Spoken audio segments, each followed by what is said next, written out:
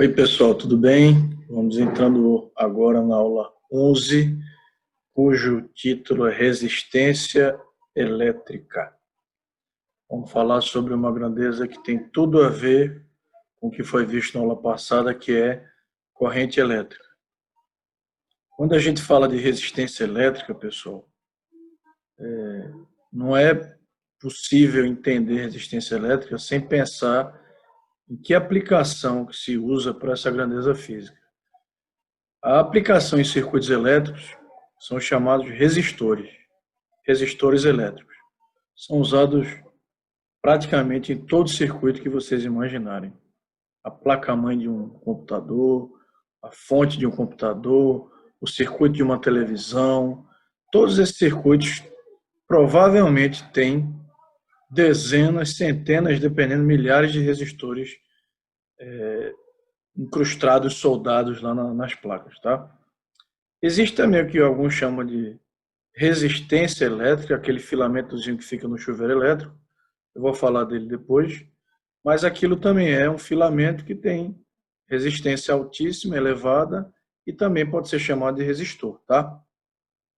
E aí eu trouxe uma foto aqui do Halliday, que mostra uma imagem aqui com vários resistores numa figura, numa foto. E vocês já devem, se vocês já olharam alguma placa de circuito, alguma coisa uma vez na vida, vocês devem ter olhado esses carinhas lá na placa, e eles são cheios de listrinhas coloridas. Essas listras, chamado código de cores, você consegue determinar a resistência do resistor a partir dessa sequência de cores.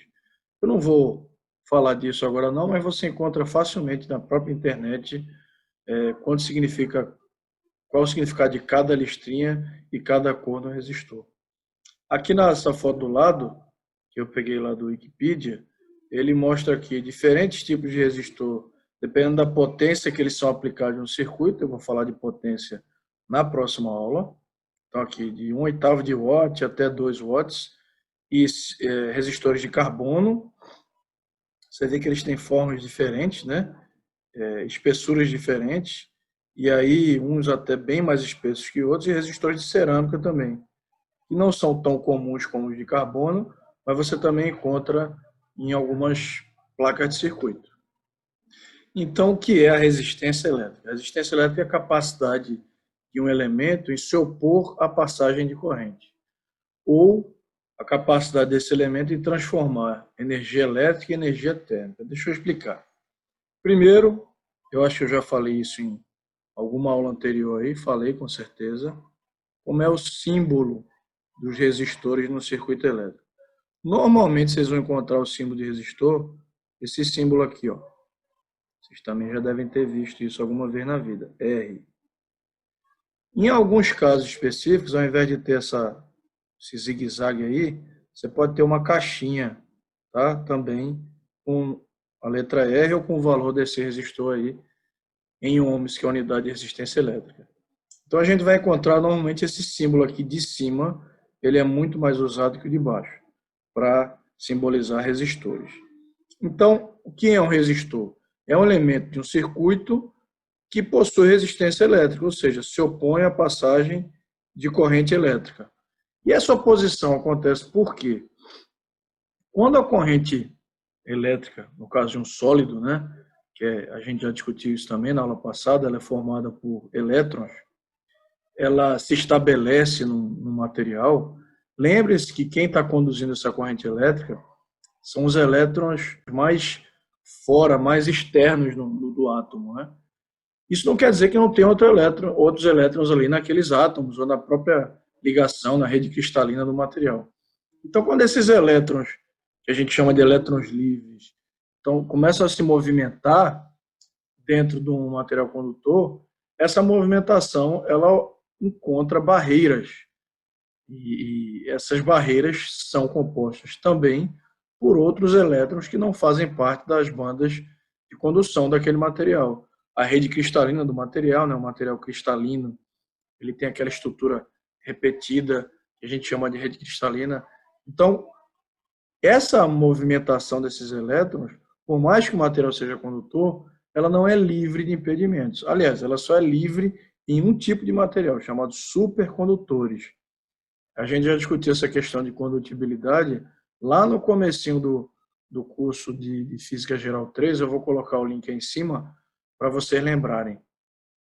Mas, enfim, esse movimento não é livre de resistência, de impedimento. Então, essa oposição à passagem da corrente é o que a gente chama da resistência elétrica do material. Se ele for colocado num circuito com a intenção de se opor a essa passagem, porque a gente ainda vai entender por que se faz isso quando a gente entrar lá em circuitos elétricos, se ele for colocado, ele é um resistor, tá?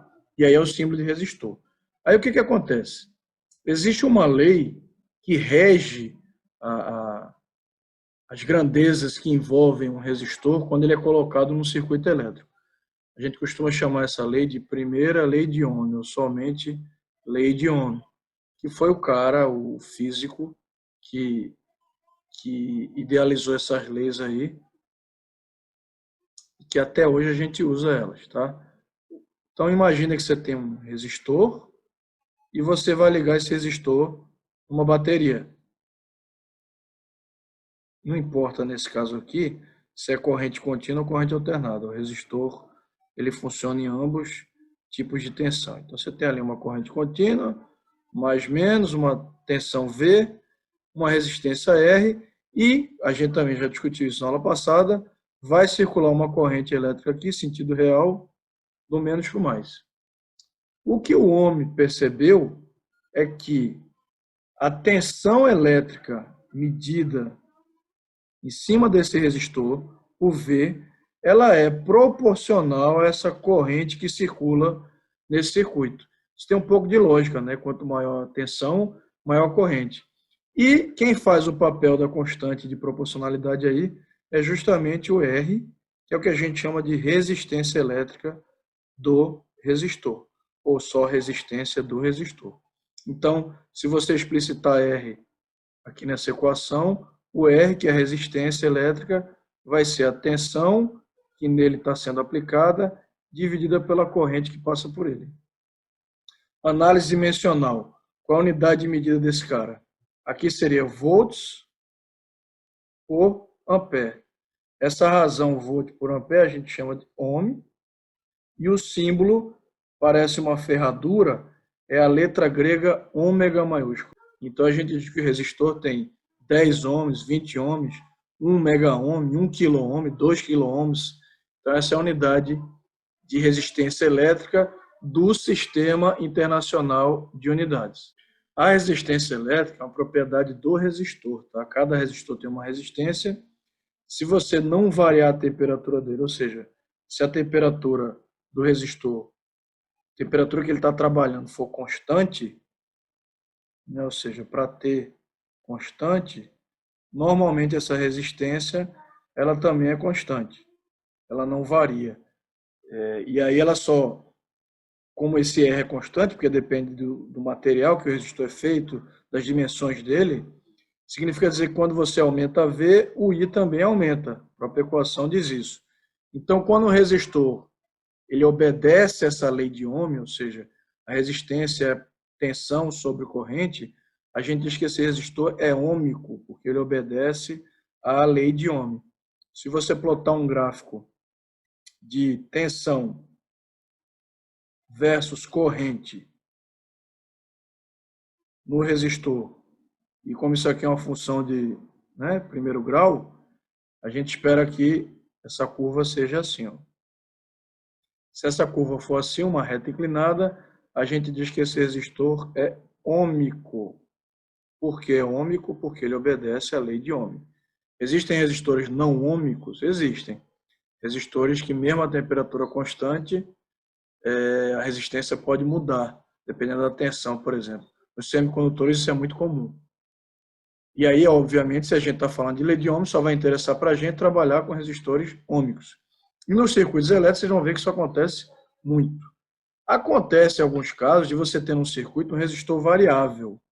E aí, pode ser o que a gente chama de potenciômetro. Sabe aquele discozinho que você gira no volume do som para aumentar ou diminuir o volume do som, ou para aumentar ou diminuir a intensidade de uma lâmpada num quarto, aquilo é um resistor variável, um potenciômetro. A gente normalmente simboliza assim, ó, se ele for variável. O que acontece? Existe uma grandeza importantíssima que ela tem, obviamente, influência na resistência de um resistor. E essa grandeza a gente chama de resistividade. Para a gente chegar na resistividade, se a gente trocar a tensão, a grandeza é responsável por fazer os elétrons se movimentarem dentro daquele material, e pensar na corrente elétrica, que tem a ver com o fluxo dos elétrons dentro daquele material, é você pensar nessa equação nas suas equivalentes vetoriais. Então, lembra que eu falei que potencial era o campo escalar? Então, se eu dividir campo, quem é a versão vetorial de corrente? Não é a densidade de corrente, que nós vimos isso na aula anterior, né? Densidade de corrente elétrica, J. Então, se eu dividir E por J, eu chego numa grandeza que a gente simboliza pela letra grega ρ. Essa grandeza ρ é o que a gente chama de resistividade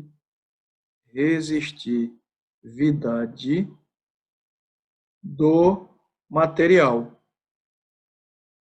E essa resistividade, como eu já escrevi aqui, ela tem a ver com o material que compõe o resistor.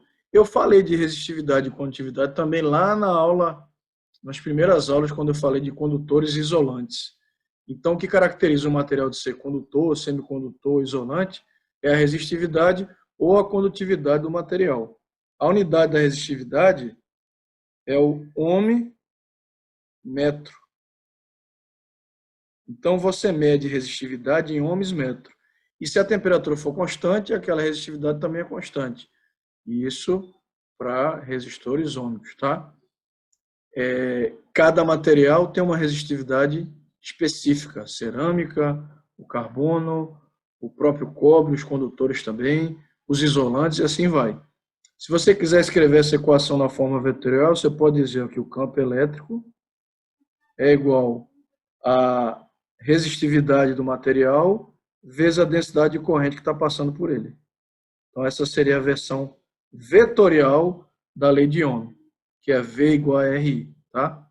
Equivalente vetorial. Então, se você me perguntar qual a diferença conceitual entre resistência e resistividade, você pode até anotar isso aí se quiser. A resistividade depende do material que está sendo usado. E a resistência também depende das dimensões do resistor. Então, quando eu falo também, significa dizer que ele também depende do material. Então, eu posso ter dois resistores, ambos feitos de carbono, como eu mostrei lá naquela figura logo no começo da aula, mas eles terem, por exemplo, espessuras e comprimentos diferentes. Então, eles têm a mesma resistividade? Tem, porque ambos são feitos de carbono. Mas eles têm a mesma resistência? Provavelmente não, porque eles têm dimensões diferentes. Então, a condutividade, a gente normalmente usa a letra grega sigma minúscula, ela é o inverso, a recíproca da resistividade. Tem sentido, né? Resistividade é justamente o conceito oposto à condutividade. Então, se a unidade de resistividade, que é o ρ, ela é o ohm metro, a unidade de condutividade é o oposto do ohm metro, ou seja, é um ohm metro recíproco, elevado a menos 1.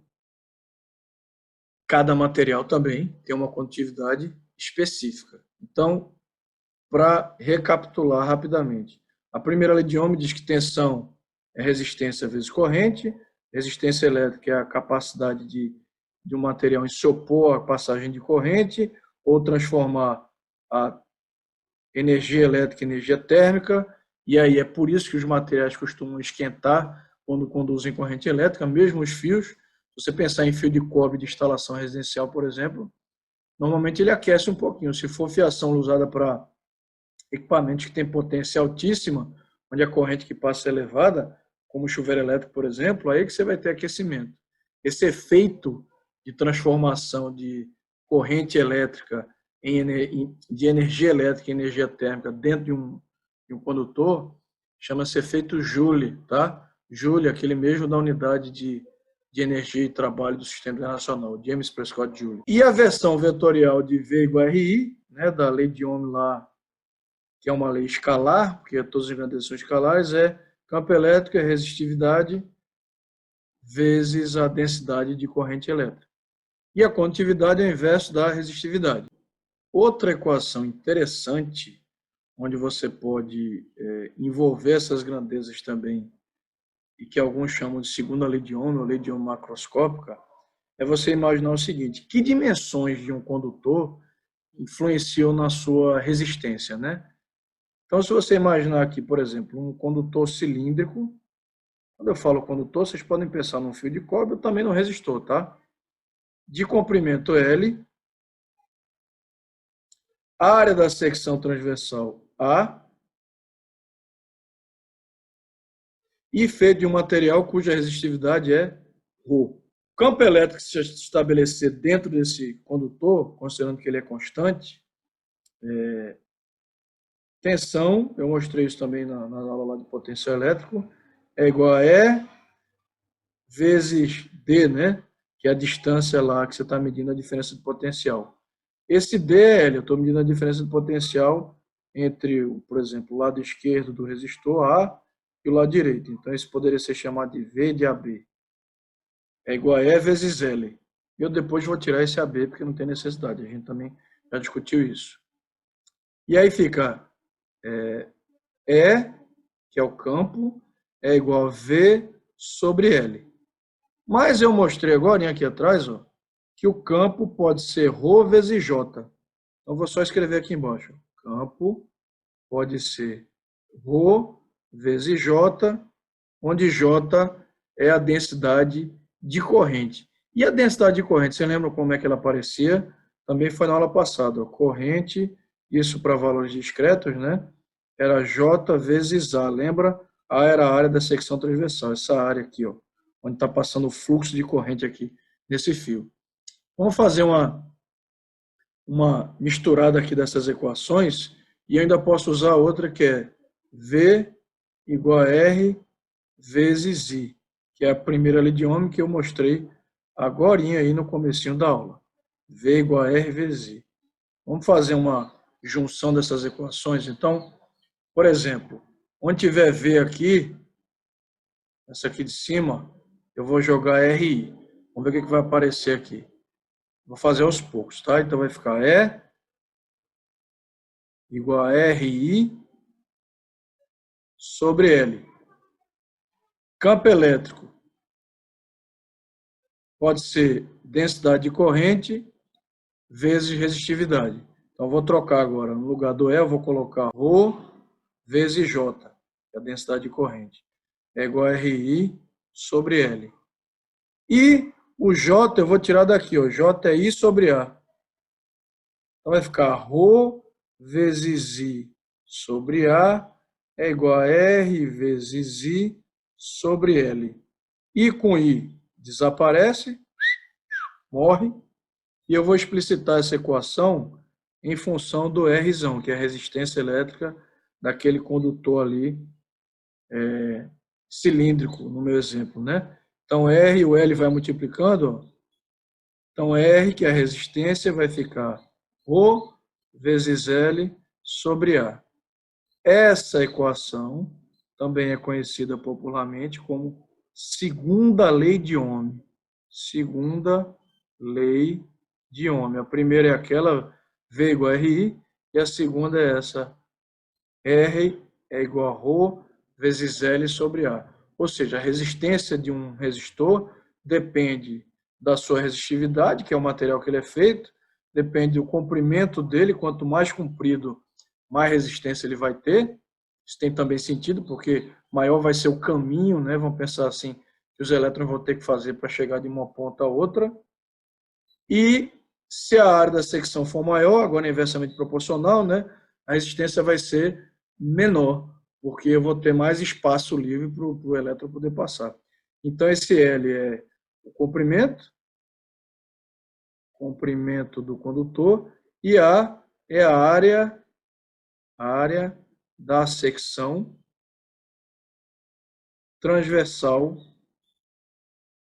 do condutor.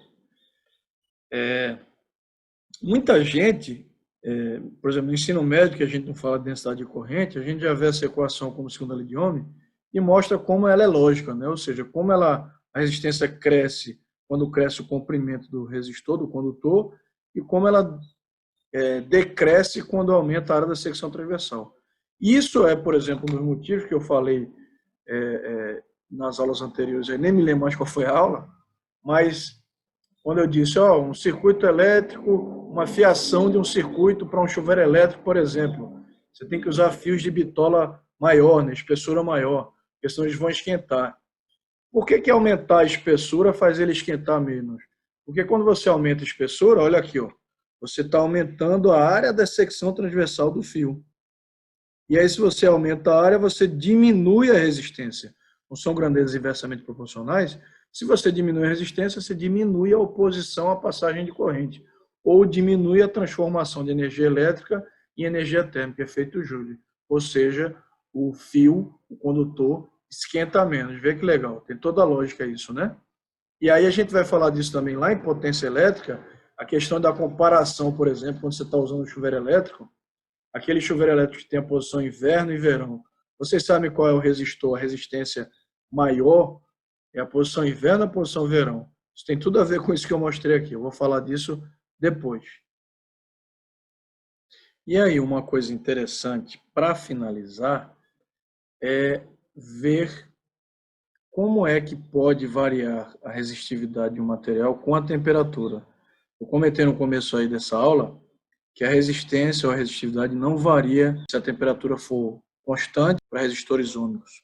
Então, como é que é essa variação em alguns casos, né, em resistores que têm a resposta linear? Em alguns casos, quando você aumenta a temperatura, a resistividade do material tende a aumentar também. Nem sempre isso é verdade, tá, gente? Isso pode ser justificado por agitação térmica. Quanto mais quente o material está, mais agitados os elétrons estão, então mais difícil é para eles fazerem um caminho de condução dentro do material, portanto, maior vai ser a sua resistência ou sua resistividade. E aí você lembra de um assunto lá de termologia, que era a dilatação linear dos sólidos, né? Acho que vocês lembram, que dizia assim, eu errei a caneta, dizia que um material podia variar o comprimento, né, a variação do comprimento do material era igual ao comprimento inicial desse material, vezes um coeficiente de dilatação, vezes a variação de temperatura. Lembram disso aqui lá em termologia? Pois é, isso tem uma equação parecidíssima, só que ela é relacionada com as grandezas de resistividade. Ela diz o seguinte, ela diz que a variação da resistividade de um material ela é igual à resistividade inicial, vezes um coeficiente também, coeficiente de temperatura da resistividade agora. Lá era coeficiente de dilatação linear do material, né? Aqui é o coeficiente de temperatura da resistividade, vezes a variação da temperatura. Se você expandir esses deltas aqui, né? Você vai ter ρ final menos ρ inicial, parênteses, é igual a ρ inicial vezes alfa vezes T menos T0. Se você estiver trabalhando no SI, essa unidade aqui vai ser ohmmetro, essa também vai ser ohmmetro, vão se cancelar nessa igualdade aqui, e vai sobrar a unidade ΔT no SI, Kelvin. Se bem que para ΔT pode ser Kelvin ou graus Celsius. Quem se lembra lá de escala termométrica, deve lembrar que a variação da escala Kelvin é igual à variação da escala Celsius. Então, quando tiver ΔT, tanto faz colocar Kelvin ou Celsius, que ambos vão estar no SI. É diferente de T. T, temperatura sem ser variação, aí é diferente. SI é Kelvin e a usual é graus Celsius, né? E aí, esse ΔT vai estar em Kelvin. Então, a unidade de alfa é a mesma unidade de alfa para dilatação térmica lá, ó. Vai ser 1 sobre Kelvin, porque esse Kelvin aqui, ó, vai dividindo, aqui vai cortar, vai dar 1. Então, a unidade de alfa vai dar 1 sobre Kelvin, que é o Kelvin recíproco, Kelvin é menos 1. Então, esse é o coeficiente de temperatura da resistividade. Isso é tabelado, normalmente é dado no problema, e você vê como é que essa resistividade varia em função da temperatura. Veja que se ele obedecer essa equação, essa é uma função linear. Então, você espera que a curva seja desse tipo que eu estou mostrando aqui no gráfico. Quanto maior a temperatura, maior a resistividade. Aproximando de uma linha reta, né? Se for estritamente igual a essa equação, vai ser uma linha reta. Tem materiais que diminuem a resistividade com a temperatura? Tem, tá? Não é o caso aqui. Mas a gente só vai se limitar a esse caso aqui, onde a resistividade aumenta com a temperatura. Baseado nisso, né, de forma bem simples, vocês já devem ter usado em casa termômetros digitais, né? Hoje em dia é muito difícil você encontrar aqueles termômetros de mercúrio, né, em farmácia, até por questão de segurança, de acidente, que o mercúrio é tóxico. Então, se usa muito aqueles termômetros digitais. Como é que aquele termômetro digital relaciona a temperatura, né, aparecendo aqui, lá no visor? Que grandeza física ele usa? Porque o termômetro de mercúrio ele usa volume, né? Ele relaciona o volume ocupado pelo mercúrio, naquele capilar, com a temperatura, uma resposta praticamente linear. E no digital? No digital é a resistência. Ali na pontinha você tem um material bem sensível à temperatura, e quando você coloca lá debaixo das axilas, do sovaco, como a gente fala popularmente, ou em outros lugares, viu? Mas não vem ao caso aqui, quando você coloca lá o termômetro, a mínima variação de temperatura do teu corpo vai ser registrada como uma variação de resistência, de resistividade elétrica daquele material. E aí existe uma escala que, obviamente, faz a relação entre a temperatura e a resistência. Uma escala calibrada, tá? Então, esse é um exemplo aí de uma aplicação. Então, por hoje é só. Estudem, revisem e espero que tenham entendido e gostado. Até a próxima aula.